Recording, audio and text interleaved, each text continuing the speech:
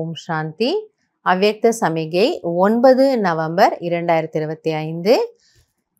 जैसे कोई कमजोर होता है तो उनको शक्ति भरने के लिए ग्लूकोज चढ़ाते हैं, ऐसे जब अपने को शरीर से परे अशरीरी आत्मा समझते हो तो यह साक्षीपन की अवस्था शक्ति भरने का काम करती है. பாபா நமக்கு நம்முடைய லாங்குவேஜில் ரொம்ப சிம்பிளாக புரிய வைக்கிறாரு. எப்படி யாரும் ரொம்ப வீக்காக இருக்காங்க, ஏதோ அவங்களுக்கு ஒரு வாமிட் இல்லை ஒரு லூஸ் மோஷன், பாவாங்களால் ஒன்றுமே பண்ண முடியல. அப்போ என்ன பண்ணுவாங்களாம், அவரை ஆஸ்பத்திரி கூட்டிகிட்டு போயிட்டு ஒரு குளுக்கோஸ் ஒரு யூனிட்டு ஏற்றி விடுவாங்க. அப்புறம் அவருக்கு கொஞ்சம் தெம்பு வருதான், சார் அப்புறம் எழுந்து நடக்க ஆரம்பிக்கிறாரு. அப்புறம் இன்னொன்று யூனிட் ஏற்றுறாங்க. அப்புறம் கொஞ்சம் வீட்டுக்கு சரியாயிட்டு வந்துடுறாரு. இப்போ அதே போல் இப்போ நமக்கு சக்தியை ஏற்றுறதுக்கான விதி என்னன்னு சொல்லி கொடுக்குறாரு பாபா. சத்தியுகத்திலேருந்து கலியுகம் வரைக்கும் நான் ஆத்மா இறங்கி இறங்கி இறங்கி வந்துட்டேன். சக்தியை நான் விரயம் பண்ணிட்டேன், செலவாயிடுச்சு.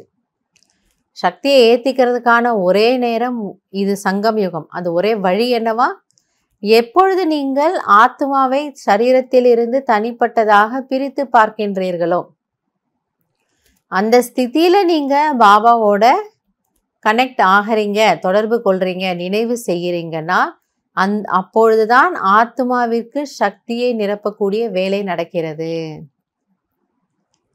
புரியுது இல்லையா? இது சக்தி எப்போ நிரம்புது, நான் இன்னார்ன்ற நினைவிலிருந்து பாபாவோட பேசுகிறேன், ஆன்மீக சம்பாஷணை செய்கிறேன், நல்லது தான். ஆனால் அதில் எவ்வளோ சக்தி நிரம்பும் தெரியாது. ஏன்னா சக்தி ஆத்மாவுக்கு கிடைக்கணும், இன்னாருக்கு கிடைக்கிறது இல்லை. அதுக்கு நம்ம சாப்பிட்ற சாப்பாட்டிலேருந்து சரீரத்துக்கு சக்தி வந்துடும்.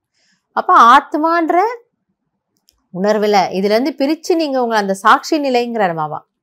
நான் இதோ இங்கே இருக்கேன், இந்த லைட்டு இதோ என்னோடய சரீரத்தை இப்படி நான் பார்க்குறேன், இது இங்கே முன்னாடி உட்காண்ட்ருக்கு, அது ஒரு பொம்மை உட்காண்ட்ருக்கு, ஆனால் நான் இங்கேருந்து சாட்சியாக பார்க்குறேன்.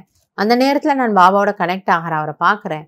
அப்போ அங்கேருந்து ஒரு சக்தியை நமக்குள்ளே இழுத்து நம்ம ரிசீவ் பண்ணுறோம், வாங்கிக்கிறோம்.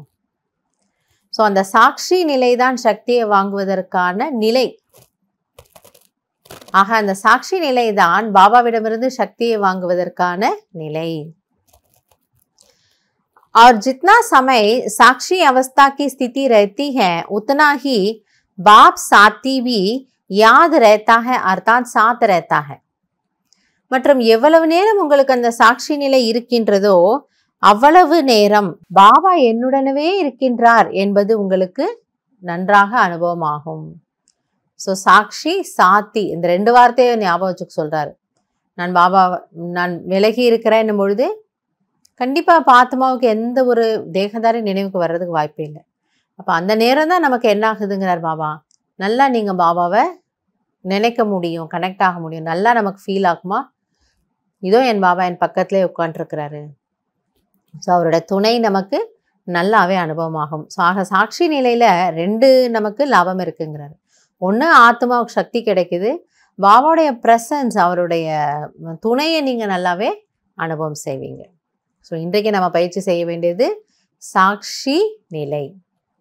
சாட்சினா ஆத்மா நான் சாட்சியாக இருந்து என் சரீரத்தை பார்க்கின்றேன். நல்லது. ஓம் சாந்தி.